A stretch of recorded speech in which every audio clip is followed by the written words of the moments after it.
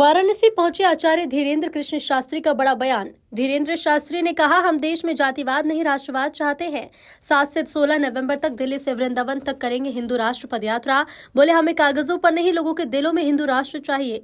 शास्त्री ने कहा, 65 से ज्यादा देश मुसलमानों के, 95 से ज्यादा देश ईसाइयों के, तो एक देश हिंदू राष्ट्र होना चाहिए। हमारी पीढ़ियां हमारी संस्कृति को समझ सकें, इसीलिए हिंदू राष्ट्र जरूरी है। भारत को हिंदू राष्ट्र बनाने के लिए, सामाजिक समरसता के लिए जो देश में सबसे बड़ी एक विष फैलाया जा रहा, जहर फैलाया जा रहा, वो है जातिवाद। हम इस देश में कास्टिज्म नहीं, राष्ट्रिज्म चाहते हैं।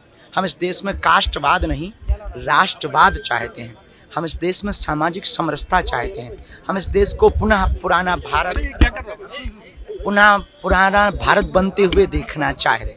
इसलिए 7 नवंबर से 16 नवंबर तक दिल्ली से वृंदावन तक की ये पदयात्रा है। इस यात्रा का मकसद क्या है? केवल हिंदू राष्ट्र, केवल हिंदू एकता, यही इस पदयात्रा का मतलब है। यमुना शुद्ध हो, इसके लिए लोगों को हम जागृत करेंगे। न किसी सरकार से मांगे, हमें कागजों पर भारत हिंदू राष्ट्र नहीं चाहिए, लोगों के दिलों में हिंदू राष्ट्र चाहिए। ये हिंदू राष्ट्र क्यों जरूरी है?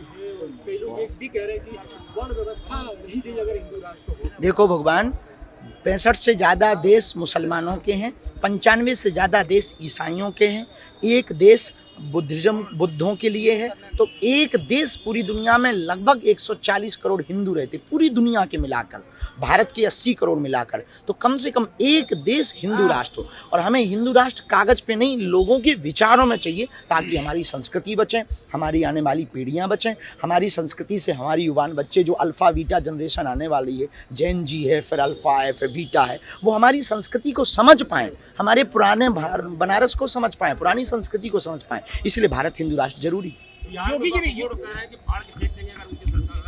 हम राजनीति पर कोई बयान नहीं देते, ना राजनीतिक व्यक्ति।